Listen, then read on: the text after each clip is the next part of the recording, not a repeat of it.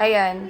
So, dito is tuturuan namin kayo kung paano ang step by step procedure kung paano nga ba mag-download ng React. Okay. So, sisimulan natin sa pagpunta sa browser. And then, dito sa part na to, isa-search natin yung Vite or Vite. Tapos, ayan, click lang ito. Kauna-unahan naman siyang lumalabas, so hindi na mahirap hanapin. Go tayo dito sa, sa guide. Ayan, lang natin yung, wait, scroll tayo ng konti, hanapin natin si scaffolding. Okay.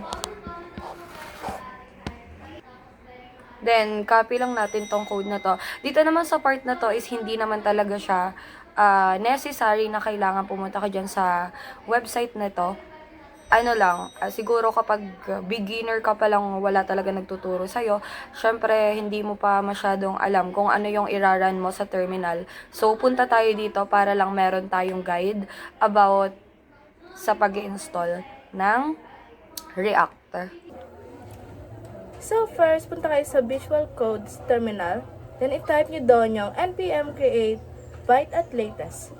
Para yung pinakang latest version ng byte yung makuha nyo. Then after that, enter nyo lang. Then lalabas doon yung project name. Setan nyo siya ng folder name na gusto nyo sa project nyo. For example, is katulad ng sa amin, ang sinet naming folder name was React. After nyo maseta ng folder name, i-enter nyo lang, then lalabas doon yung select a framework. Ang kailangan nyo doon i-select is yung React. Since yun yung kakailanganin natin. Then, after nyo ma-select yung React, enter nyo lang ulit, then select a variant. Ang kailangan nyo doon is i-select nyo yung JavaScript. Since silang dalawa yung magiging yung kakailanganin natin. Then, after that, enter nyo lang, then lalabas naman yung tanong na use Byte 8 beta experimental. Select yes, then enter. Then, pinaka-last na is yung install with npm and start now. Select nyo lang ulit yung yes, kasi yung npm yung mag-i-install ng lahat automatically. Dito po, makikita na natin nag-i-install na yung React with npm. Ayan. Successful na po yung pag-i-install, kaya po lumabas na yung link na magdadirect sa atin sa mismong Byte React. Follow link, and then pwede na po nating i-count. Yan, count. Successful na po yung pag-i-install ng Byte React at pwede na po nating magamit. Bakit nga ba mahalaga ang React or React.js sa modern web development? Ang React.js kasi is isang open source JavaScript library na binubuo ng Meta. Ibig sabihin, napakaraming mga programmers or mga nagko-code ang pwedeng magbigay or kumuha ng code dito para mas mabilis na magkaroon ng bagong updates para sa paggawa ng user interface, lalo na sa mga single page application. Ito ay mahalaga sa modern web development dahil sa component-based architecture nito. Mabilis na virtual DOM para sa performance at reusability ng code na nagpapabilis sa pagbuo ng dynamics sa mga web apps. Ayan. So, mga importanteng mga dapat nating alamin in React is yung component-based architecture nito.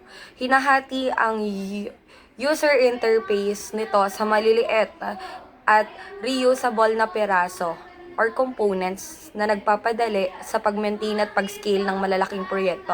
Ibig sabihin, yung malaking proyekto is pwede mo siyang hatiin sa maliliit na codes para mas mapadali yung pag-update or pagbago ng mga codes dito or kung may gustong baguhin para mas mabili ang paglalagay nito sa buong code.